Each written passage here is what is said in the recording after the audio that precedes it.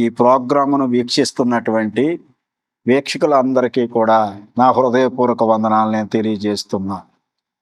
ఈ సమయంలో మనమందరము ఆదికాండము 3వ అధ్యాయము 9వ వచనంలో అడిగినట్లుగా మనం చూస్తున్నాం. దేవుడైన యెహోవా ఆదామును పిలిచి, నీవు ఎక్కడ ఉన్నావనెను.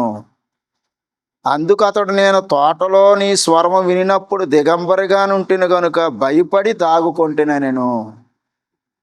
ఆదామవ్వలను దేవుడు సృజించి ఏదెను వనంలో వారిని ఉంచి వారికి సకల సౌకర్యములు కూడా ఆయన ఏర్పాటు చేసి, ఎందుకంటే ఏదేనంటేనే దాని అర్థం సౌఖ్యము అని అర్థం.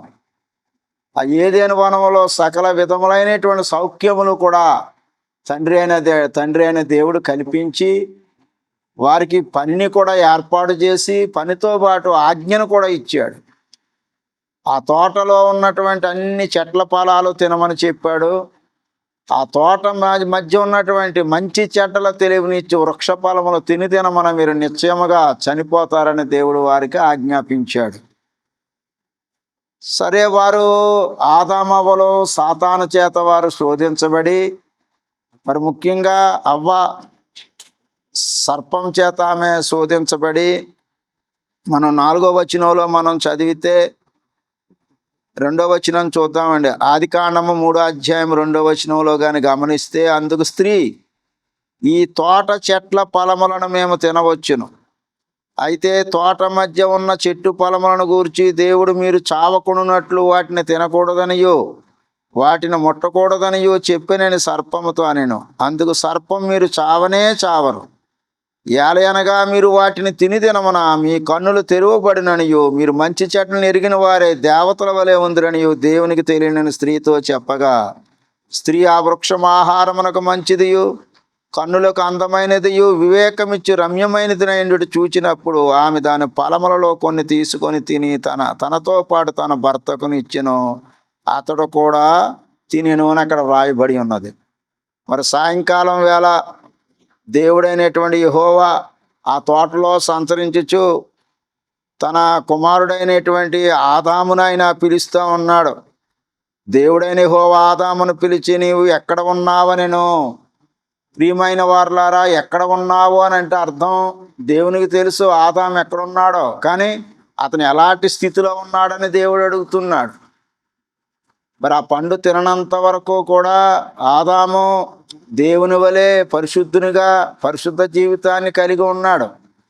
కానీ ఇక్కడ మనం గమనించినట్లయితే, నువ్వు ఎక్కడ ఉన్నావు అని అడిగినప్పుడు ఆదాము దేవునికి ఇచ్చినటువంటి సమాధానం ఏమిటంటే 10వ వచనంలో, అందుకు అతడు, నేను తోటలో నీ స్వరము వినినప్పుడు దిగంబరినిగా నుంటెను గనుక భయపడి దాగుకొంటునెను. అందుకు ఆయన, నీవు దిగంబరవని నీకు తెలిపిన వాడెవడు, నీవు తినకూడదని నేను నీకు ఆజ్ఞాపించిన వృక్ష ఫలములు తింటివా అని అడిగాను. ప్రియమైనటువంటి వారలారా, దేవుడైన యెహోవా ఆదామును నువ్వు ఎక్కడ ఉన్నావన్నప్పుడు ఆయన ఇచ్చినటువంటి సమాధానం ఏమిటంటే, నేను తోట చెట్ల మధ్యను దాగుకొని ఉన్నాను అని చెప్పాడు. ఎందుకు దాక్కున్నాడంటే, పాపం వల్ల సిగ్గు కలుగుతుంది, పాపం వల్ల భయం కలుగుతుంది, పాపం వల్ల ఇతరులను నిందించేటటువంటి స్వభావం కలుగుతుంది. కనుక ఆదాము ఆ పాపం చేయటం వల్ల, ఆజ్ఞను అతిక్రమించడం వల్ల, దేవుడు తినద్దు అని చెప్పినటువంటి ఆ ఫలాలు తినటం వల్ల అతడు దేవుని దగ్గరకు రాకుండా, దేవుని కలుసుకోకుండా అతను దూరంగా ఆ చెట్ల చాటున ఉన్నట్లుగా మనం చూస్తున్నాం. కనుక ఇలాగన దేవుడు ఒక ఆదామునే కాదు, బైబిల్ గ్రంథంలో అనేక మంది నువ్వు ఎక్కడ ఉన్నావు అనేటువంటి ప్రశ్న అడిగినట్లుగా మనం చూస్తున్నాం. ఆదాము అయితే ఇప్పుడు ఎక్కడున్నాడండి? చెట్ల చాటున ఉన్నాడు, దిగంబరిగా ఉన్నాడు, భయపడుతూ ఉన్నాడు. నువ్వెందుకు తిన్నావయ్యా అని అడిగినప్పుడు చూసారా, పాపం వల్ల సిగ్గే కాదండి, పాపం వల్ల భయమే కాదు, పాపం వల్ల ఇంకేం కలుగుతుంది అంటే ఇతరులను నిందించే స్వభావం కూడా కలుగుతుంది. మీరు 12వ వచనాన్ని కానీ గమనించినట్లయితే, అందుకు ఆదాము, నాతో నుండుటకు నీవు నాకు ఇచ్చిన ఈ స్త్రీయే ఆ వృక్ష ఫలములు కొన్ని నాకు ఇయ్యగా నేను తింటినెను. చూసారా, తను నేరుగా తన తప్పు ఒప్పుకోవటం లేదు. నేను పండ్లు తిన్నాను, ఆజ్ఞను అతిక్రమించాను దేవా అని ఒప్పుకోవటం లేదు. నువ్వు నాకు సాటి అయిన సహాయంగా ఇచ్చినటువంటి ఆ స్త్రీ వల్లే నేను ఈ పళ్ళు తిని ఇలా పాపం చేశానని ఆమెను నిందిస్తున్నట్లుగా మనం చూస్తున్నాం. అంతకుముందు దేవుడు ఆమెను సృష్టించి ఆయన దగ్గర తీసుకొచ్చినప్పుడు నా ఎముకలో ఎముక, నా మాంసములో మాంసము, ఇది నరుల్లో నుండి తీయబడింది కనుక నారి అనబడుతుందని చెప్పినటువంటి ఇదే ఆదాము. ఇప్పుడు ఏమంటున్నాడంటే ఆయన ఎక్కడ అంటున్నాడు కదా, ఈ స్త్రీయే అనే మాట ఉన్నది చూడండి అక్కడ. అందుకు 12వ వచనం, 3 అధ్యాయం 12వ వచనం. అందుకు ఆదాము, నాతో నుండుటకు నీవు నాకు ఇచ్చిన ఈ స్త్రీయే ఆ వృక్ష ఫలములు కొని నాకు ఈగా నేను తింటిన. నేను అక్కడేమో నా ఎముకలలో ఒక ఎముక, నా మాంసములో మాంసము, ఇది నరుల్లో నుండి తీయబడ్డది కనుక నారి అనబడుతుందని చెప్పినటువంటి అదే ఆదాము ఈ స్త్రీ అని మాట్లాడుతున్నట్లుగా మనం చూస్తూ ఉన్నాం. కనుక ఆదాముని దేవుడు ప్రశ్నించాడు. ఆదాము పాపపు స్థితిలో ఉన్నాడు, కృపలో నుండి తొలగిపోయినటువంటి స్థితిలో ఉన్నట్లుగా మనం చూస్తూ ఉన్నాం. రెండవదిగా మనం ఆలోచిస్తే ప్రియమైన వారులారా, ఇలాంటి ప్రశ్ననే మళ్ళా దేవుడు ఆదామవల సంతానమైనటువంటి ఆదాము తొలి కుమారుడైనటువంటి ప్రథమ సంతానమైనటువంటి కయీనుని అడిగాడు మాట.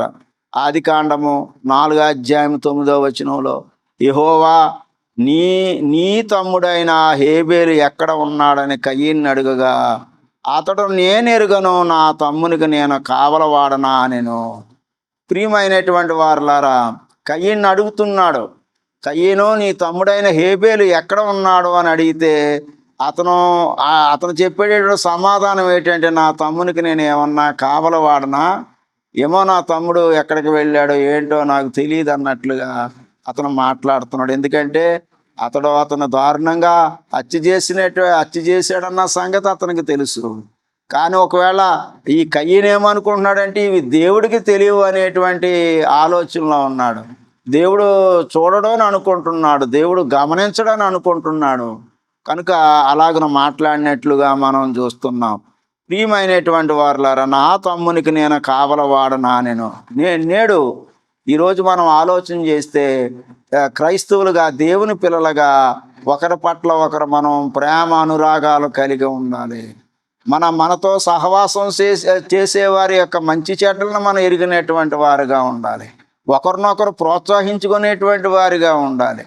కొంతమందిని మనం ఆరాధనకు వచ్చేవాళ్ళం, కొంతమందిని ఏమండి పలానా వాళ్ళు ఈరోజు ఎందుకు రాలేదు, 2 వారాల నుంచి రాలేకపోతున్నారు, ఏంటి వాళ్ళ పరిస్థితి ఏంటంటే, ఏమండి మాకు తెలియదండి, మాకు ఎలా తెలుస్తుందండి అని ఇక్కడ కయ్యని ఎలాగైతే చెప్తున్నాడో హేబేలుని గురించి, అలాగా మాట్లాడేటువంటి వారిగా చాలామంది ఉన్నారు. అది నిజంగా చాలా విచారకరం. ఎందుచేతంటే మన తోటివారి పట్ల తోటివారి బాధ్యత, మనల్ని మనం ఆత్మీయంగా నడిపించుకోవటం ఎంత ప్రాముఖ్యమో, మనతో పాటు మన తోటి వారి యొక్క రక్షణ విషయంలోనేమి, ఆత్మీయ విషయాల్లోనేమి మనం చేయదగినటువంటి సహాయ సహకారాలు చేయాలనేటువంటి పాఠాన్ని ఇక్కడ నేర్పుతూ ఉన్నాడు. యోహాను సువార్త 13వ అధ్యాయము 34వ వచనాన్ని మనం చదివితే అక్కడ చక్కనైనటువంటి హెచ్చరికలు ఈనాటి కాలానికి ఇవ్వబడినట్లుగా చూస్తున్నాం. యోహాను సువార్త 13వ అధ్యాయము 34వ వచనాన్ని ఒకసారి మనం చదువుదాం. యోహాను సువార్త 13వ అధ్యాయము 34వ వచనం. మీరు ఒకరినొకరు ప్రేమింపవలనని మీకు క్రొత్త ఆజ్ఞ ఇచ్చుచున్నాను. నేను మిమ్మల్ని ప్రేమించినట్టే మీరును ఒకరినొకరు ప్రేమింపవలను. మీరు ఒకని ఎడల ఒకడు ప్రేమ గలవారైన ఎడల దీనిని బట్టి మీరు నా శిష్యులని అందరూ తెలుసుకుందరనెను.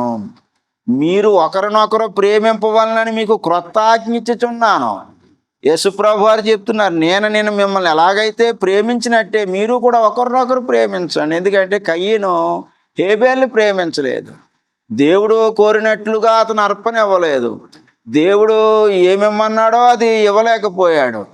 పైగా తన తమ్ముని యొక్క అర్పణ దేవుడు స్వీకరించాడని అతను అసూయతో, కోపంతో, ద్వేషంతో ఆ తమ్ముని చంపినట్లుగా మనం చూస్తూ ఉన్నాం. కనుక ప్రియమైన వారులారా, కయ్యను లాంటి మనస్సు మనకి ఉండకూడదు, కయ్యను లాంటి మనస్సు ఉండకూడదు. ఎందుకంటే యేసుప్రభు వారు తప్పిపోయిన కుమారుని యొక్క ఉపమానం చెప్పారు. ఆ ఉపమానంలో కూడా తప్పిపోయిన కుమారుడు వస్తే ఆ తండ్రి ఎంతో సంతోషించాడు. మరి గొప్ప విందు చేశాడు. ఆ కుమారుని ముద్దు పెట్టుకున్నాడు. ఆ కుమారునికి నూతన వస్త్రాలు ఇచ్చాడు, కాళ్ళకి జోళ్ళు తొడిగించాడు, చేతికి ఉంగరం పెట్టాడు, గొప్ప విందు చేయించాడు. పనివారందరూ కూడా సంతోషించారు. కానీ సంతోషించలేని వాడు ఎవరంటే ఈ కయీనులాగా పెద్దన్న సంతోషించలేదు. తప్పిపోయిన తన తమ్ముడిని చేర్చుకోవటానికి అతడు ఇష్టపడలేదనే విషయాన్ని మనం ఆ ఉపమానాల్లో చూడవచ్చు. కనుక ప్రియమైన వారులారా, ఇలా కయీను లాంటి హృదయాన్ని మనం కలిగి ఉండకూడదు. కయీను ఇప్పుడు ఎలాంటి పరిస్థితిలో ఉన్నాడంటే అతడు ఒక హంతకుడుగా ఉన్నాడు. తమ్ముడిని ద్వేషించేటటువంటి స్థానంలో అతడు ఉన్నట్లుగా మనం చూస్తున్నాం. అలాగే గలతీయులకు రాసిన పత్రిక 6వ అధ్యాయము 2వ వచనాన్ని కానీ మనం గమనించినట్లయితే, ప్రియమైన వారులారా, మీరు దయచేసి గమనించండి. గలతీయులకు రాసినటువంటి పత్రిక 6వ అధ్యాయము 2వ వచనం. ఒకని భారములను ఒకడు భరించి ఎలాగూ క్రీస్తు నియమమును పూర్తిగా నెరవేర్చుడి. ఒకని భారములో ఒకరు మనం భరించి ఈ క్రీస్తు ఇచ్చినటువంటి నియమాన్ని లేకపోతే క్రీస్తు ఇచ్చినటువంటి చట్టాన్ని మనం అనుసరించాలి. కనుక ఇప్పటి వరకు మనం దేవుడు ఆదాముని అడిగాడు, ఆదాము నువ్వు ఎక్కడ ఉన్నావు అన్నాడు. ఆదామేమో నేను చెట్ల చాటున దాక్కొని దిగంబరిగా ఉన్నానని చెప్పాడు. రెండవది దేవుడు అదే ప్రశ్న కయీన్ని అడిగాడు, కయీను నీ తమ్ముడైన హేబేలు ఎక్కడ ఉన్నాడు అని. ఎక్కడ ఉన్నాడనంటే అతను నాకు తెలియదు అని చాలా నిర్లక్ష్యంగా మరి బాధ్యత లేకుండా అతను మాట్లాడినట్లుగా మనం చూస్తున్నాం. అందుకొరకు అతడు దేశదిమ్మరిగా అవినట్లుగా మనం చూస్తున్నాం. ఎందుకంటే కయీన్లాంటి మనస్సు మనం కలిగి ఉండకూడదని దేవుడు హెచ్చరిక చేస్తూ ఉన్నాడు. మూడవదిగా చూస్తే ఇదే ప్రశ్న 2వ రాజుల గ్రంథము 5వ అధ్యాయము 25వ వచనంలో మనం చదివినప్పుడు దేవుడు ఒక వ్యక్తిని అడుగుతూ ఉన్నాడు. ఇక్కడ ఒక ప్రవక్త తన శిష్యుని అడుగుతూ ఉన్నాడు మాట అండి. 2వ రాజులు 5వ అధ్యాయము 25వ వచనాన్ని ఒకసారి మనం చదువుదాం. మనకు తెలుసు కదా, నయమాను ఉన్నాడు. సిరియా దేశపు సైన్యాధిపతి అయిన నయమానుకి ఎలీషా ప్రవక్త అతన్ని స్వస్థపరుస్తాడు. యోర్దాను నదిలో 7 సార్లు మునిగిన తర్వాత నీ కుష్టి వ్యాధి పోతుందయ్యా అని చెప్పినప్పుడు నయమాను యోర్దాను నదిలోనికి వెళ్ళి 7 సార్లు మునిగిన తర్వాత అతని కుష్టి వ్యాధి పోయి పసిపిల్లవాని దేహం వలె అతని దేహం అవటం జరుగుతుంది. అలాగ అతను స్వస్థత పొందిన తరువాత ఎలీషా ప్రవక్త కొన్ని బహుమానాలు ఇవ్వటానికి అతను ప్రయత్నించగా ఎలీషా ప్రవక్త నాకు బహుమతులు వద్దని ఆయన తృణీకరించాడు. అయితే ఆ బహుమతులు పొందటానికి ఆయన శిష్యుడైనటువంటి ఎలీషా ప్రవక్త శిష్యుడైనటువంటి గెహజీ వాటి వెనకాల పరిగెట్టినట్లుగా మనం చూస్తున్నాం. 25వ వచనం నుంచి చదువుతానండి. 2వ రాజులు 5వ అధ్యాయం 25వ వచనం. అతడు లోపలకు పోయి తన యజమానిని ముందర నిలువగా ఎలీషా వానిని చూచి, గెహజీ నీ వెచ్చట నుండి వచ్చితివని అడిగినందుకు వాడు, నీ దాసుడినైన నేను ఎచ్చటికీ పోలేదనెను. అంటే ఈ గెహజీ ఈ నయమాను రథం వెనకాల పరిగెత్తుకొని, అయ్యో మా గురువుగారు జ్ఞానం లేనటువంటి వాడు, తెలివి లేనటువంటి వాడు, కాళ్ళ దగ్గరకు వచ్చినటువంటి దాన్ని అతను కాదనుకుంటున్నాడు. అతను వద్దనుకుంటే నేనన్నా దాన్ని వినియోగించుకోవచ్చు అని ధనాపేక్ష కలిగినటువంటి వాడే ఆ రథం వెనకాల పరిగెత్తినట్లుగా మనం చూస్తూ ఉన్నాం. ఒకసారి దాని గురించి మనం చదువుదాం. 2వ రాజుల 5వ అధ్యాయము 20వ వచనాన్ని మనం చదువుదామండి. అంతటా దైవజనుడైన ఎలీషాకు సేవకుడకు గెహజీ, సిరియనుడైన ఈ నయమాను తీసుకొని వచ్చిన వాటిని అంగీకరించుటకు నా యజమానునికి మనస్సు లేకపోయిన కానీ యెహోవా జీవము తోడు నేను పరిగెత్తుకొని పోయి అతను కలుసుకొని అతని యొద్ద ఏదైనానో తీసుకొందును అనుకొని నయమానును కలుసుకొనుటకై పోవుచుండగా నయమాను తన వెనక నుండి పరుగును వచ్చుచున్న వారిని చూచి తన రథం మీద నుండి దిగి వారిని ఎదుర్కొని క్షేమమా అని అడిగాను. అతడు క్షేమమే అని చెప్పి, నా యజమానుడు నా చేత వర్తమానం పంపి ప్రవక్తల శిష్యుల 2 యవ్వనులు ఎఫ్రాయిము మన్యము నుండి నా యొద్దకు ఇప్పుడే వచ్చిరు కనుక నీవు వారి కొరకు 2 మనుగులు వెండియు 2 దుస్తుల బట్టలను దయచేయమని సెలవిచ్చుచున్నాడు. నేను చూశారు, ఇక్కడ గెహజీ చేసిన పని ఏంటంటే ఆ నయమాన్ రథం వెనకాల పరిగెత్తటమే కాకుండా అతనితో అబద్ధాన్ని చెప్తా ఉన్నాడు అన్నమాట. ఏం అబద్ధం చెప్తున్నాడంటే ఇప్పుడు మా ఎలీషా ప్రవక్త గారి దగ్గరికి ఇద్దరు శిష్యులు వచ్చారు, యవనులు ఎఫ్రాయిము నుంచి వచ్చారు. వారికి ఇవ్వటానికి మా గురువు గారి దగ్గర ఏమీ లేవు కనుక మిమ్మల్ని అడిగి తీసుకురమ్మన్నారని చెప్పేసి ఆయన అబద్ధం ఆడి ఆ ధనాన్ని తెచ్చుకున్నట్లుగా మనం చూస్తున్నాం. 23వ వచనంలో, అందుకు నయమాను నీకు అనుకూలమైతే రెట్టింపు వెండి తీసుకునమని బతిమాలి 2 సంచులలో 4 మణుగులు వెండి కట్టి 2 దుస్తుల బట్టలను ఇచ్చి తన పనివారిలో 2 మీద వాటిని వేయగా వారి గెహజీ ముందర వాటిని మోసుకొని పోయిరి. మెట్ల దగ్గరకు వారు రాగానే వారి యొద్ద నుండి గెహజీ వాటిని తీసుకొని ఇంటిలో దాచి వారికి సెలవీయగా వారు వెళ్ళిపోయిరి. చూసారా, గెహజీ అనుకున్నాడు ఎలీషా ప్రవక్తకి తెలియకుండా నేను ఇవన్నీ చేస్తున్నాను అంటే, ఆయన గురువు గారికి తెలియకుండా నేను చేస్తున్నాను, మా గురువుగారు ఏమీ చూడలేరు అని అనుకున్నాడు. గురువుగారు కంటే ముందుగా దేవుడు చూస్తూ ఉన్నాడు. ఈనాడు చాలామంది ప్రజలు ఏంటంటే నిత్య జీవాన్ని విడిచిపెట్టేసి, సత్యవాక్యాన్ని విడిచిపెట్టేసి, మరి దేవుని సంకల్ప ప్రకారమైనటువంటి ఆయన సంఘాన్ని విడిచిపెట్టేసి ఇలా ధనం వెనకాల పరిగెత్తుతున్నట్టుగా, ధనాపేక్ష కలిగిన వారే వెళుచున్నట్లుగా మనం చూస్తున్నాం. అతను అలా పరిగెత్తాడు. అప్పుడు అడిగాడు మాట ఎలీషా ప్రవక్త 25వ వచనంలో, అతడు లోపలికి పోయి తన యజమాని ముందర నిలువగా ఎలీషా వారిని చూచి, గెహజీ నువ్వెక్కడ ఉన్నావు, నువ్వెక్కడి నుంచి వచ్చావయ్యా అన్నప్పుడు గెహజీ చెప్పిన సమాధానం ఏంటంటే, అబ్బాయి నేను ఎక్కడికి వెళ్ళానండి, ఇక ఇక్కడే ఉన్నాను, ఇక మీరు పిలిచారు వెంటనే వచ్చేసాను కదా అని అతను మాట్లాడుతూ ఉన్నాడు. అప్పుడు చూడండి 26వ వచనంలో, అంతటి ఎలీషా వానితో, ఆ మనుష్యుడు తన రథము దిగి నిన్ను ఎదుర్కొనుటకు తిరిగి వచ్చినప్పుడు నా మనసు నీతో కూడా రాలేదా? ద్రవ్యమును వస్త్రములను ఒలీవా చెట్ల తోటలను ద్రాక్ష తోటలను గొర్రెలను ఎడ్లను దాసదాసీలను సంపాదించుకున్నటికి ఇది సమయమా? కాబట్టి నయమానునికి కలిగిన కుష్టు నీకును నీ సంతతికిని సర్వకాలం అంటియుండునని చెప్పగా వాడు మంచు వలె తెల్లనైన కుష్టము కలిగి ఎలీషా ఎదుటి నుండి బయటికి వెళ్ళాను. ధనాపేక్ష సమస్తమైనటువంటి కీడులకు మూలమని లేఖనాలు చెప్తా ఉన్నాయి. ప్రియమైనటువంటి వారులారా, చూసారా, గెహజీ ఎక్కడ ఉన్నాడు అంటే ఆ ధనాపేక్షలో ఉన్నాడు. ఆ ధనాపేక్ష వల్ల డబ్బు అయితే తెచ్చుకున్నాడు, డబ్బుతో పాటు జబ్బు కూడా తెచ్చుకున్నాడు. అతనికే కాదు, అతని ఇంటి వారందరికీ కూడా అంటి ఉండినట్లుగా మనం చూస్తున్నాం. 4వదిగా చూస్తే ఇలాంటి ప్రశ్నే మరొక సందర్భంలో కూడా అడగబడినట్లుగా మనం చూస్తున్నాం. యేసు ప్రభు వారు పుట్టిన తర్వాత తూర్పు దేశపు జ్ఞానులు అడుగుతున్నారు. మత్తయి సువార్త 2వ అధ్యాయం 1-2 వచనాల్లో తూర్పు దేశం నుంచి మరి బెత్లెహేము వెళ్ళటానికి కొంతమంది జ్ఞానులు వచ్చినట్లుగా మనం చూస్తూ ఉన్నాం. మత్తయి సువార్త 2వ అధ్యాయము 1-2 వచనాలు మనం గమనిద్దాం. ఇక్కడ కూడా అడుగుతున్నారు ఇదే ప్రశ్న. రాజు అయిన హేరోదు దినముల యందు యోధా దేశపు బెత్లెహేములో యేసు పుట్టిన పిమ్మట ఇదిగో తూర్పు దేశపు జ్ఞానులు యెరూషలేమునకు వచ్చి యూదుల రాజుగా పుట్టినవాడు ఎక్కడనున్నాడో. మన ప్రశ్న ఏంటంటే ఎక్కడ ఉన్నాడో? మళ్ళీ దేవుడు అడిగాడు, ఆదామా నువ్వు ఎక్కడున్నావు అన్నాడు. కయీను నీ తమ్ముడైన హేబేలు ఎక్కడ అన్నాడు. గెహజీ నువ్వు ఎక్కడి నుంచి వచ్చితవని గెహజీని ఎలీషా ప్రవక్త అడిగాడు. ఇక్కడ ఈ తూర్పు దేశపు జ్ఞానులు ఆ రాజు అయినటువంటి హేరోదును అడుగుతున్నారు ఏమనంటే, యూదుల రాజుగా పుట్టినవాడు ఎక్కడనున్నాడో. తూర్పు దిక్కున మేము ఆయన నక్షత్రమును చూచి ఆయనను పూజింపవచ్చితమని చెప్పిరి. కనుక వాళ్ళు అడుగుతున్నారు యూదుల రాజుగా పుట్టినవాడు ఎక్కడ ఉన్నాడు. కనుక యేసు ప్రభు వారు ఆయన రాజుగా, మనందరికీ రాజుగా ఉన్నాడు. ఆయన రాజ్యం అనేటువంటి సంఘానికి ఆయన రాజుగా ఉన్నాడు. ఆయన నిరంతరము యుగయుగములో కూడా పరిపాలన చేస్తున్నాడు.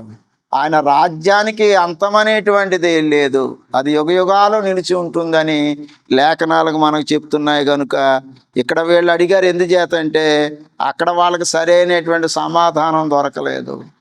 ఆ జ్ఞానుడికి సరైనటువంటి సమాధానం దొరకలేదని మనం అర్థం చేసుకోవాలి. 3వ వచనంలో చూడండి, హేరోదు రాజు ఈ సంగతి విన్నప్పుడు అతడును అతనితో కూడా యెరూషలేము వారందరూ కలవరపడిరి. కాబట్టి రాజు ప్రధాన యాజకులను ప్రజల్లో నుండి శాస్త్రులు అందరినీ సమకూర్చి క్రీస్తు ఎక్కడ పుట్టినని వారిని అడిగాను. అందుకు వారు యోదయ బెత్లెహేములోనే. ఏలయనగా యోధాదేశపు బెత్లెహేమా, నీవు యోధా ప్రధానులు ఎంత మాత్రం అల్పమైన దాను కావు. ఇశ్రాయేలును నా ప్రజలను పాలించి అధిపతి నీలో నుండి వచ్చినని ప్రవక్త ద్వారా వ్రాయబడి ఉన్నదని రే. ఇక్కడ మనం గమనిస్తే ఈ తూర్పు దేశపు జ్ఞానులు ఏమనుకొని ఉంటారంటే, వాళ్ళు నక్షత్రం నడుపుతూ ఉంటే ఈ నక్షత్రాన్ని అనుసరించి వెళ్ళటం అనేది కొద్దిగా కష్టం అవుతుంది. మనం హేరోదు రాజు దగ్గరికి వెళితే ఆ పుట్టబోయేవాడు రాజు కనుక, రాజు కుమారుడు రాజగృహంలో జన్మిస్తాడు కనుక మనకి ఈజీగా ఆయన యొక్క సమాచారం మనకి తెలుస్తుంది. ఆయన అప్పుడు మనం వెళ్ళి ఆయన పూజించవచ్చు, ఆరాధించవచ్చు అనేటువంటిది జ్ఞానుల యొక్క ఆలోచన అయి ఉన్నది. కానీ ప్రియమైనటువంటి వారులారా, ఆయన మరి ఆ రాజగృహాల్లో జన్మించలేదు, కానీ బెత్లెహేములో ఆయన పుట్టిన తర్వాత ఒక పశువుల పాకలో ఆయన పరుండబెట్టినట్లుగా మనం లేఖనాల్లో చదువుతూ ఉన్నాం. జ్ఞానులు కూడా వారు మరి దైవ చిత్తానుసారంగా వారు కొంతవరకు వెళ్ళారు, కానీ మరలా అక్కడ క్రమం తెప్పారు. మరలా వారు బయటకు వచ్చిన తర్వాత ఆ నక్షత్రమే వాళ్ళని యేసు ప్రభు పుట్టినటువంటి ప్రదేశానికి తీసుకువెళ్ళినట్లుగా చూస్తూ ఉన్నాం. 9వ వచనం మత్తయి సువార్త 2:9, వారు రాజు మాట విని బయలుదేరిపోవచ్చుండగా ఇదిగో తూర్పు దేశమున వారు చూచిన నక్షత్రము ఆ శిశువు ఉండిన చోటికి మీదుగా వచ్చి నిలిచి వరకు వారికి ముందుగా నడిచెను. వారు ఆ నక్షత్రమును చూచి అత్యానందభరితులై ఇంటిలోనికి వచ్చి తల్లి అయిన మరియను ఆ శిశువును చూచి సాగిలపడి ఆయనను పూజించి తమ పెట్టెలు విప్పి బంగారమును సాంబ్రాణిని బోలమును కానుకలుగా ఆయనకు సమర్పించిరి. చూసారా, వాళ్ళు దైవ చిత్తానుసారంగా వెళ్ళినప్పుడే ఆ రక్షకుడైనటువంటి యేసుక్రీస్తు వారు ఎక్కడ జన్మించారు, ఎక్కడ ఆయన పొరండబెట్టబడ్డాడు, ఆ స్థలానికి వారు వెళ్ళగలిగారు. వాళ్ళు హేరోదు రాజుని అడిగినా వాళ్ళకి సరైనటువంటి సమాధానం దొరకలేదు. కనుక ప్రియమైనటువంటి వారులారా, ఈనాడు క్రీస్తు ఎక్కడ ఉన్నాడనే ప్రశ్న, ఆయన 2-3 ఆయన నామం పేరట ఎక్కడైతే కూడి ఉంటో వారి మధ్య ఉంటాడో, ఆయన పరలోకములో ఆయన నిత్య నివాసిగా ఉన్నట్లుగా మనం చూస్తూ ఉన్నాం. తర్వాత 5వదిగా మనం ఆలోచిస్తే ప్రియమైనటువంటి వారులారా, లూకాసు వార్త 17వ అధ్యాయంలో మనకు తెలుసు కదా, యేసు ప్రభు వారి దగ్గరికి ఒకసారి 10 మంది కుష్ఠరోగులు వచ్చారు. అయ్యా, ఆ రోజుల్లో ఎందుకంటే పాలస్తీనా దేశంలో మరి కుష్టి వ్యాధిగ్రస్తులు ఎక్కువగా ఉండేవారు. కుష్ఠరోగం అనేటువంటిది మరి భయంకరమైనటువంటి వ్యాధి. ఈ రోజుల్లో అయితే మందులు ఇంకా మరి చక్కని వైద్య సదుపాయాలు అయితే ఈ రోజుల్లో ఉన్నాయి, కానీ ఆ కాలంలో అయితే అలాంటివి లేవు. మరి వారి పాలయానికి దూరంగా ఉండాలి, బంధువులకి దూరంగా ఉండాలి, కన్న బిడ్డలకి దూరంగా ఉండాలి. వాళ్ళు ఇటు మానసికంగా వాళ్ళు కృంగిపోతూ ఉంటారు, శారీరకంగా కూడా బలహీనంగా ఉంటారు, వారి స్వరపేటిక కూడా దెబ్బతింటుంది. ప్రియమైన వారులారా, అలాంటి దుర్భరమైన జీవితాన్ని జీవిస్తున్నటువంటి వాళ్ళు లూకాసు వార్త 17వ అధ్యాయంలో మనం గమనించినప్పుడు వాళ్ళు ప్రభువుని అడిగారు, అయ్యా మమ్మల్ని కనికరించండి, ఈ వ్యాధి నుంచి మాకు విడుదల కలగజేయండి అని వాళ్ళు అడిగినట్లుగా చూస్తున్నాం. లూకాసు వార్త 17వ అధ్యాయం 11-12 వచనాలు. ఆయన యెరూషలేమునకు ప్రయాణమైపోవచ్చు సమరయ గలిలయ మధ్యగా వెళ్ళుచుండెను. ఆయన ఒక గ్రామంలోనికి వెళ్ళుచుండగా 10 మంది కుష్ఠరోగులు ఆయనకు ఎదురుగా వచ్చి దూరమున నిలిచి యేసు ప్రభువా మమ్ము కరుణించమని కేకలు వేసిరి. ఆయన వారిని చూచి మీరు వెళ్ళి మిమ్మల్ని యాజకులకు కనపరుచుకొనడని వారితో చెప్పాను. వారు వెళ్ళుచుండగా శుద్ధులైరి. ఇక్కడ గమనించినట్లయితే మరి 10 మంది కుష్ఠరోగులు వచ్చారు. వాళ్ళు ఆ దూరంగా నిలిచి ఉన్నారు. వాళ్ళు దూరంగా నిలిచి యేసు ప్రభువా మమ్ము కరుణించమని కేకలు వేశారు. ఆయన వారిని చూచి మీకు మార్గ మధ్యంలోనే స్వస్థత కలుగుతుంది. స్వస్థత కలిగిన తర్వాత యాజకునికి కనపరుచుకున్నాడు. ఎందుకంటే యాజకుడు వాళ్ళని పరిశీలన చేసి వారి పాలెంలోకి వెళ్ళాలా వెళ్ళక్కర్లేదా, ఒకవేళ వ్యాధి కానీ పూర్తిగా తగ్గకపోతే మళ్ళీ ఒక వారం రోజులు అంతా వాళ్ళని ఎడమగా ఉంచుతాడు. వాళ్ళకి కంప్లీట్గా వాళ్ళ శరీరంలో ఉన్నటువంటి మచ్చలు ఇవన్నీ కూడా తగ్గిన తర్వాత వాళ్ళు పాలెంలోకి వెళ్ళటానికి అనుమతిస్తాడు. కనుక యాజకుల దగ్గరికి వెళ్ళి మీరు కనపరచుకోనండి అని యేసుప్రభు వారు చెప్పారు. ఇక్కడ 15వ వచనాన్ని గమనిస్తే వారిలో ఒకడు తన స్వస్థత కలుగుట చూచి గొప్ప శబ్దంతో దేవుని మహిమపరచుచు తిరిగి వచ్చి ఆయన కృతజ్ఞతాస్తుతులు చెల్లించుచు ఆయన పాదముల యొద్ద సాగిలపడిన వాడు సమరయుడు. ఈ 17వ వచనం అనేది మనకు ప్రాముఖ్యం. అందుకు యేసు 10 మంది శుద్ధులైరు కారా, ఆ 90 ఎక్కడున్నారయ్యా? మీ 10 మంది శుద్ధులయ్యారా, లేదా నువ్వు ఒక్కడవే శుద్ధుడు అయ్యావా? మిగిలినటువంటి మరి అందరూ శుద్ధులయ్యారయ్యా. మరి అందరూ శుద్ధులైతే ఆ 90 ఎక్కడా? ఎందుకంటే ఇక్కడ స్వస్థత పొంది కృతజ్ఞత కలిగి ఆయన ఘనంగా మహింపరుస్తూ ఆయన దగ్గరికి వచ్చినటువంటి వాడు ఎవరంటే సమరయుడు వచ్చాడు. అయితే మిగతా 90 ఎవరంటే యూదులు. వాళ్ళ యూదులై ఉండి దేవుడు వాళ్ళ జీవితంలో అంత గొప్ప కార్యాన్ని చేస్తే, బహుశా నా యొక్క ఆలోచన ఏంటంటే వాళ్ళ జీవితంలో ఆ వ్యాధి వాళ్ళ నుంచి పోతుంది అని వాళ్ళు అనుకొని ఉండరు. ఈ కుష్టి వ్యాధితోటే మేము జీవించి మరణించాలేమో అని అనుకొని ఉంటారు. కానీ అలాంటి వారికి మరి దయగలిగినటువంటి మన రక్షకుడైన యేసుక్రీస్తు వారికి సంపూర్ణమైన స్వస్థతను ఇచ్చాడు. అలాంటి స్వస్థత పొంది వాళ్ళ కృతజ్ఞత లేకుండా ఏం చేశారన్నమాట, వాళ్ళు మరి వారి ఇళ్ళకో ఎక్కడికో వెళ్ళిపోయినట్లుగా మనం చూస్తూ ఉన్నాం. కానీ మాత్రమే ఆ 10 మందిలో మాత్రమే గొప్ప శబ్దంతో దేవుని మహిమపరచుచు తిరిగి వచ్చి ఆయన కృతజ్ఞతాస్తుతులు చెల్లించుచు ఆయన పాదముల యొద్ద సాగిలపడిన వాడు సమరయుడు. అందుకు యేసు 10 మంది శుద్ధులైరు కారా, ఆ 90 ఎక్కడా? ఈ అన్యుడు తప్ప దేవుని మహిమపరచుటకు తిరిగి వచ్చిన వాడు ఎవడనో అగపడలేదా అని చెప్పి నీవు లేచి పొమ్ము, నీ విశ్వాసం నేను స్వస్థపరిచినని వానితో చెప్పాను. ఈ నేటి కాలంలో చాలామంది దేవుని ద్వారా ఎన్నో మేలులు, దేవుని ద్వారా ఎన్నో వారి ప్రార్థనలు విని దేవుడు ఎంతో సహకారాన్ని ఆయన అందిస్తూ ఉన్నాడు. అనేక రీతులుగా ఆశీర్వదిస్తూ ఉన్నాడు. మనం తినటానికి తిండిని ఇస్తున్నాడు, ధరించుకోవడానికి వస్త్రాలను ఇస్తున్నాడు, పని చేసుకోవటానికి పనినో ఉద్యోగమునో దేవుడు ఏర్పాటు చేస్తూ ఉన్నాడు. మనం ప్రయాసపడుతుండగా ప్రయాసను ఆయన ఆశీర్వదిస్తూ ఉన్నాడు.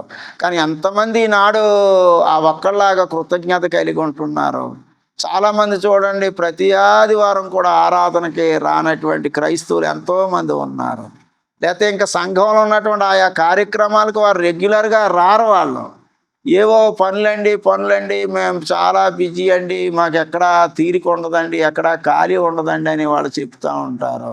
బహుశా వాళ్ళందరూ కూడా ఈ 9 మంది కోవలోనికి వస్తూ ఉంటారన్నమాట. కనుక ప్రభు అడుగుతున్నాడు, ఆ ఒక్కలాగా ఆ అన్యుల్లాగా ఎవరైతే కృతజ్ఞత కలిగి దేవుడు చేసినటువంటి మేలును మర్చిపోకుండా, దేవుడు మనందరికీ చేసిన ఒక మేలు ఏంటంటే పాపులమైనటువంటి మన కొరకు తన కుమారుడైనటువంటి యేసుక్రీస్తుని ఆ శిలువ మీద బలియాగం చేసి ఆయన రక్తాన్ని చిందించి ఆయన రక్తం ద్వారా పాప విముక్తులను చేశాడు.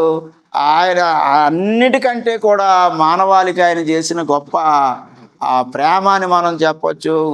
ఆ ప్రేమ పట్ల మనం కృతజ్ఞత కలిగి ఆ 90 కాకుండా ఒక్కళ్ళలాగా మనం ఉండాలి. లేకపోతే ప్రభు అడుగుతున్నాడు, ఆ 90 ఎక్కడ? ఆ 90లో ప్రియమైన వారులారా మీరు ఉండకూడదు. ఆ ఒక్కళ్ళలాగా మనం ఉండి మనం దేవుడికి ఎల్లప్పుడూ కూడా కృతజ్ఞతాస్తుతులు తెలియచేయాలి. తర్వాత మనం చివరగా మనం చూస్తే ఆయన యోహాను సువార్త 20వ అధ్యాయము 13వ వచనంలో మళ్ళీ ఇలాంటి ప్రశ్న అడగబడినట్లుగా మనం చూస్తున్నాం. యోహాను సువార్త 20వ అధ్యాయము 20వ అధ్యాయంలో మనం చూడండి. 20వ అధ్యాయము 13వ వచనాన్ని మనం చదువుదాం ప్రియమైన వారులారా. యోహాను సువార్త 20వ అధ్యాయము 13వ వచనాన్ని మనం చదువుకుందాం. 13 నుంచి 15 వరకు. వారు, అమ్మా ఎందుకు ఏడ్చుచున్నావని ఆమెను అడుగుగా, ఆమె, నా ప్రభువు ఎవరో ఎత్తుకొని పోయిరి, ఆయనను ఎక్కడ ఉంచిరో నాకు తెలియలేదని చెప్పాను.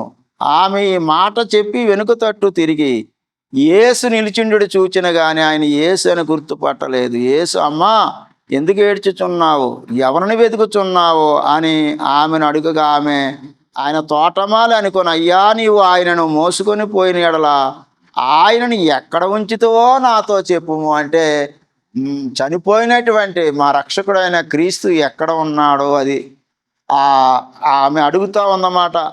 యేసు ప్రభుతోటి. యేసు ప్రభు అని ఆమె మగ్దలేనే మరి ఆమె గుర్తుపట్టలేదు. ఆమె ఒక ఆ అడుగుతున్నట్లుగా మనం చూస్తూ ఉన్నాం. చూడండి, అయ్యా నీవు ఆయనను మోసుకొని పోయిన ఎడల ఆయనను ఎక్కడ ఉంచుతావో నాతో చెప్పుము, నేను ఆయనను ఎత్తుకొని పోవుదునని చెప్పాను. కనుక ఇక్కడ మగ్దలేనే మరియా ఈ ప్రశ్న అడిగినట్లుగా మనం చూస్తూ ఉన్నాం. ఎందుకంటే మన ప్రభు ఎక్కడ ఉన్నాడండి? ఎందుకంటే గత ఆదివారమే చాలామంది, ఎందుకంటే ఇప్పటికే యేసుక్రీస్తు వారు చనిపోయి సమాధి చేయబడి ఆయన పునరుత్థానుడయ్యాడు. ఎన్ని వేల సంవత్సరాల క్రితం ఆయన పునరుత్థానుడయ్యాడంటే 2025 సంవత్సరాల క్రితం ఆయన పునరుత్థానుడైనట్లుగా మనం చూస్తూ ఉన్నాం. ఆయన ఈ గతించిన ఆదివారమే కాదండి, 2025 సంవత్సరాల క్రితం ఆయన పునరుత్థానుడైనట్లుగా మనం చూస్తూ ఉన్నాం. మన ప్రభు అయితే ఆయన సమాధిలో లేడు, ఆ సమాధి ఖాళీగా ఉన్నట్లుగా మనం చూస్తూ ఉన్నాం. కనుక మన ప్రభు సమాధిలో లేడు, ఆయన మనకి స్థలాలు సిద్ధపరచడానికి ఆయన వెళ్ళాడు. స్థలాలు సిద్ధపరిచి ఆ స్థలంలో మనం ఉండటానికి, మనల్ని తీసుకువెళ్ళటానికి ఆయన రానై ఉన్నాడు. రెండవసారి ఆయన రానై ఉన్నట్లుగా మనం చూస్తున్నాం. కొంతమంది మరి ప్రియులు వాళ్ళు ఏమనుకుంటున్నారంటే ఇంక యేసు ప్రభు ఇంకా సమాధిలో ఉన్నాడు, లేకపోతే మన చనిపోయినటువంటి మన ప్రియులు, మన తల్లిదండ్రులు, తాతలు, ఇంకా మన బంధువులు, మన బిడ్డలు ఎవరైతే తమ ప్రియులు కోల్పోయారో ఆ కోల్పోయినటువంటి వారు అక్కడ సమాధిలో ఉన్నారనేటువంటి ఆలోచన వారు కలిగి ఉన్నారు. ఇది సరైనటువంటి ఆలోచన కాదు అని మనం గ్రహించాలి. ఎందుకంటే ప్రసంగి గ్రంథము 12వ అధ్యాయము 7వ వచనాన్ని కానీ మనం గమనించినట్లయితే ఇది మనం అందరం ఎరిగి ఉన్నటువంటి విషయమే. మనం దీన్ని చదువుకుంటున్నాం కానీ దాని భావాన్ని మనం అర్థం చేసుకోవటం లేదు. ప్రసంగి 12వ అధ్యాయం 7వ వచనంలో మన్నైనది వెనుకట వలనే మరలా భూమికి చేరును. ఎందుకంటే దేవుడు మనల్ని నేల మంటితో నిర్మించి మానవుని యొక్క నాసికా రంధ్రాల్లో జీవాత్మనోదగా నరుడు జీవాత్మ ఆయనని వ్రాయబడి ఉన్నది.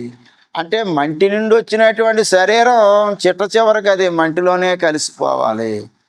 ఆత్మ దాన్ని దయచేసిన దేవుని యొద్దకు మరలా పోవును అంటున్నాడు. అది ఎవరి దగ్గర నుంచి వచ్చిందో వాళ్ళ దగ్గరికి వెళ్ళిపోతుంది. కనుక ఒకవేళ సమాధుల దగ్గరికి మనం వెళ్ళినా ఆ సమాధుల్లో మన ప్రియులు లేరు, మన అక్క చెల్లెండ్రులు లేరు, లేకపోతే మా భార్య బిడ్డలో లేరు అక్కడ ఆ సమాధులు. అవి కేవలం ఖాళీ సమాధులు.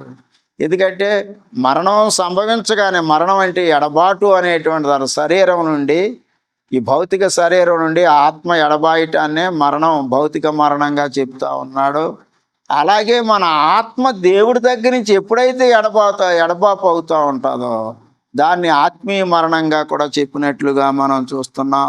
కనుక ప్రియా సహోదరి సహోదరులారా, ఇంతవరకు మనం ఎక్కడా అనేటువంటి ఈ మాటను మనం విని ఉన్నాం. ఆదామా నువ్వు ఎక్కడ ఉన్నావని తండ్రి అయిన దేవుడు అడిగినట్లుగా మొదట చూసాం. రెండవదిగా కయ్యను నీ తమ్ముడు ఎక్కడ ఉన్నాడో అంటే మొట్టమొదటి మనల గురించి మనం దేవునికి లెక్క చెప్పవలసిన వారిపై ఉన్నాం. రెండవదిగా మనల గురించి మనం లెక్క చెప్పడమే కాదు, మన పొరుగువారి ఆత్మల విషయంలో కూడా లెక్క చెప్పడానికి మనం బాధ్యత వహించాలనే విషయాన్ని చెప్తున్నాడు. మరి గేహజీ అయితే ధనాపేక్షలో ఉన్నాడు. ఆ ధనాపేక్ష వల్ల కుష్టి వ్యాధిని అతను తెచ్చుకున్నట్లుగా మనం చూస్తున్నాం. అలాగే తూర్పు దేశపు జ్ఞానులు నక్షత్రం వాళ్ళని నడిపిస్తూ ఉంటే ఆ నక్షత్రాన్ని విడిచిపెట్టేసి హేరోదు రాజు దగ్గరికి వెళ్ళారు, కానీ రక్షకుని వాళ్ళు కనుగొనలేకపోయారు. మళ్ళా వాళ్ళు తమ తప్పు తెలుసుకొని ఎప్పుడైతే నక్షత్రాన్ని వెంబడించారో లోకరక్షకుడు అయినటువంటి క్రీస్తుని వారు బెత్లెహేములో ఆ పశువుల పాకలో కనుగొన్నట్లుగా మనం చూస్తున్నాం. అలాగే ఆ 90 ఎక్కడా అని అడగబడ్డారు. 10 మంది కుష్ఠరోగుల్లో ఒకరిని అడగటం జరిగింది. కనుక ఆ 90 లాగా మనం ఉండకుండా ఒక్కళ్ళలాగా కృతజ్ఞత కలిగి మనం జీవించాలి. అలాగే మరి ఇక్కడ యేసు ఎక్కడా, అయ్యా మా యేసు ప్రభు యొక్క శరీరాన్ని ఎక్కడ ఉంచారు అని చెప్పేసి మగ్దలేనే మరియా మరి దూతలతో మాట్లాడుతున్నట్లుగా మనం చూస్తూ ఉన్నాం. ప్రియా సహోదరి సహోదరులారా, మరి దేవుని సముఖాన్న మనం ఎలాంటి స్థితిలో ఉన్నామో ఒకసారి మిమ్మల్ని మీరు ప్రశ్నించుకోండి. ప్రభువు కలిగినటువంటి వారిగా ఉన్నారా? ప్రభు యొక్క సంఘంలో మీరు సభ్యులుగా ఉన్నారా? ప్రభుతో సహవాసాన్ని కలిగి ఉన్నారా? లేకపోతే పాపపు స్థితిలో ఉన్నారా? ఎలాంటి స్థితిలో ఉన్నారు? ఎక్కడ ఉన్నారు అనేటువంటి ప్రశ్న మనం వేసుకొని, ఒకవేళ మీరు ఇంకా ప్రభువుని ఎరగనటువంటి వారుగా ఉన్నట్లయితే జాప్యం చేయక, ఇదే రక్షణ దినము, ఇదే అనుకూల సమయం కనుక యేసుక్రీస్తుని దేవుని కుమారునిగా మీరు ఆ దేవుని కుమారుడు అనేటువంటి వాక్యాన్ని విని విశ్వసించి మారు మనసు పొంది, మరి యేసుక్రీస్తు దేవుని కుమారుడని మీ నోటితో ఒప్పుకొని పాప క్షమాపణ నిమిత్తము బాప్తిస్మము పొందాలని మీ అందరికీ కూడా, వీక్షకులకు అందరికీ కూడా నా ప్రత్యేక వందనాలు తెలియజేస్తూ సెలవు తీసుకుంటున్నాను. మీ అందరికీ వందనాలు. Thanks for watching.